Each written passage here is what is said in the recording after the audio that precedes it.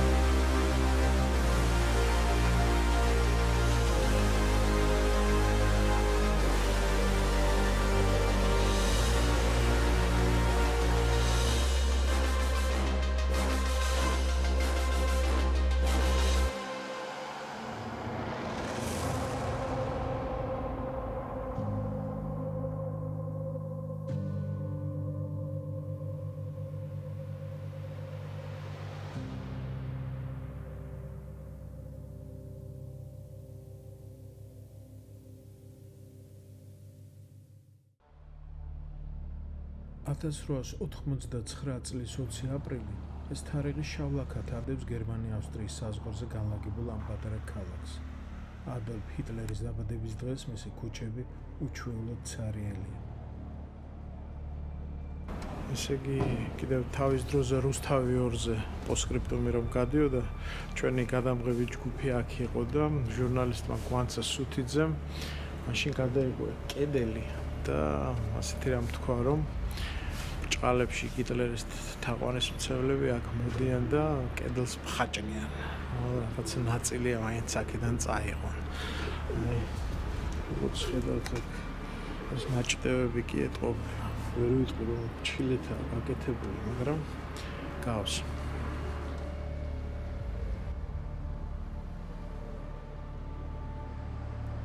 დიდი დავების შემდეგ, რომლის გამო მთავრობამ სპეციალური კანონიც კი მიიღო და აიძულა მე პატრონე, რომ ეს სახლი უფრო იაფად გაეყიდა, ეს 1.5 მილიონი ითხოვდა და სადღაც 800,000 მიიღო. და ახლა შესაძლებელია, რომ ამ სახლმა მთლიანი რეკონსტრუქცია განიცადოს და განლაგდეს პოლიცია. მაგრამ მაინც დავა მიმდინარეობს, რადგან ეს შენობა აღიარებულია როგორც ისტორიული ძეგლი. თქვა კი არა მხოლოდ წარწერის გამოა სიმბოლური. ჰიტლერს სურვილი ჰქონდა ქალაქი ლინცი, რომელშიც მისი ოჯახი ბრაუნაუდან საცხოვრებლად მალევე გადავიდა, ნაცისტთა იმპერიის დედაქალაქად ექცია. ამის გამო მაუთჰაუზენის ქვის სამტეხლო 100,000-ობით ადამიანის სამარედ იქცა და სანამ მესამე რაიხის ყველაზე სასტიკ საკონცენტრაციო ბანაკს ნახავდეთ, ერთ გამოფენას გიჩვენებთ. ფაშიზმის იდეოლოგიითა და სიმბოლოებით გაჟღენთილი ყოველდღიურობა. მილიონობით ადამიანის წამებისა და მკვლელობის უტყვი თანამონაწილეების ყოფა. ავსტრიაში კალამაგებული დამოკიდებულება აქვს ადოლფ ჰიტლერთან. ავსტრიაში კი დაიბადა, მაგრამ გერმანიაში ასვლდა. და ქალაქ ინსბრუკში საინტერესო გამოფენა გაიმართა, რომელიც ნაციონალ-სოციალიზმს მიეძღვნა. მუზეუმებში ბევრი იმ პერიოდის იფთი ინახება და მუზეუმმა მნახველებს საინტერესო კითხვა დაუსვა. გარკვეულწილად ინტერაქციაში გამოიწვია ურთიერთობაში, რომელი ნივთი შეინახოს, რომელი გაანადგუროს თუ გაყიდოს, რა ბედი ეწევს მას. აი აქ დამთვალიერებელი თავის მოსაზრებას ტოვებს ამასთან დაკავშირებით და რომელი იდეაც მოკლედ მეტ ხმას დააგროვებს, ისე მოიქცევიან ამ ნივთებს. ჩემთვის რაც ძალზე საინტერესო იყო აქ არის ის წვრილმანი რაღაც დეტალები, რომლებიც იმ რეჟიმს ასაზრდოებდა, რომელმაც მილიონობით ადამიანი შეიწირა.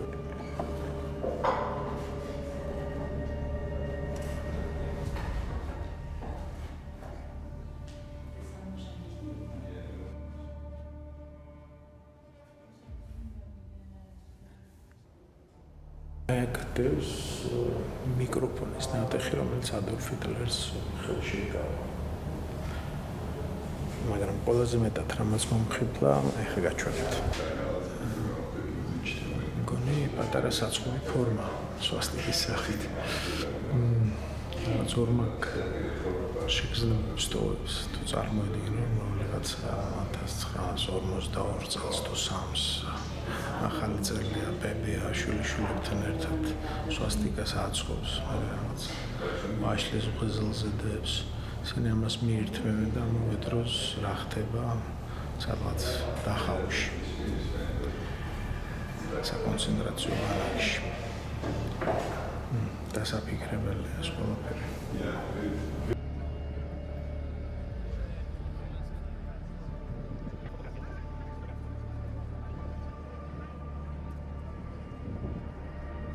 მე ახლა ცოდვის მიწაზე ვიმყოფები. აქ ყოველი მეტრი გაჟღენთილი 10,000-ობით ადამიანის ოფლით, ცრემლით და სისხლით. ეს მაუთჰაუზენია, ნაცისტური გერმანიის ერთ-ერთი ყველაზე დიდი საკონცენტრაციო ბანაკი. და აქ ჩვენ ქართველების კვალსაც ვიპოვეთ.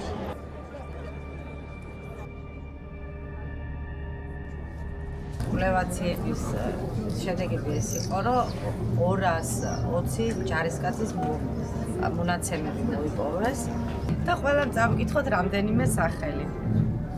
აბდალაძე გიორგი ანტონისძე, ის იყო ქუთაისიდან, აბრამიშვილი იაკობი, უცნობია საიდან იყო საქართველოდან, უწერია მაუთჰაუზენი, აბრამიშვილი სულიკო, ნორიოდან, ბერძელიშვილი საშა, შინდისი, ბოკოლიშვილი დიმიტრი, ბოთბისხევი, ბოჭორიშვილი გრიგოლ, საზანო, პროვჩენკო გიორგი, თბილისი, ბურჯანაძე ხომეტი, ოფჩა, ხუღაძე შალვა, საჩხერე, ხაბელაშვილი გრიგოლ, ილარიონის ძე, ზმუისი ბუზენი, კაბისონია ვიქტორ,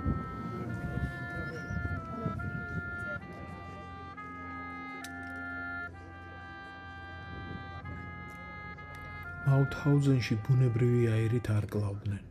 ბანაკის ხელმძღვანელობას მათემატიკური სიზუსტით ჰქონდათ გათვლილი, რამდენ კალორიას იღებს და წვავს საშუალო პატიმარი და რამდენ ხანში მოკვდება. ქვის სამტეხლოდან წამებით და შიმშილით გათანგულ პატიმრებს 40-50 კილოგრამიანი ლოდის 186 საფეხურზე ატანას აიძულებდნენ. სიკვდილის კიბეზე ერთ თვეს თუ ცოცხლობდნენ.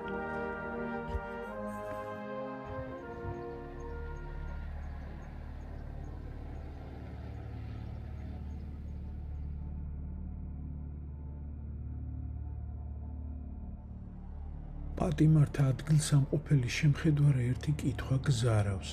როგორ იქცა დიდი კულტურის, ფილოსოფიისა და მეცნიერების მქონე გერმანია ქვეყანად, რომელმაც სიკვდილი ორგანიზებულ ქარხნულ წესად აქცია.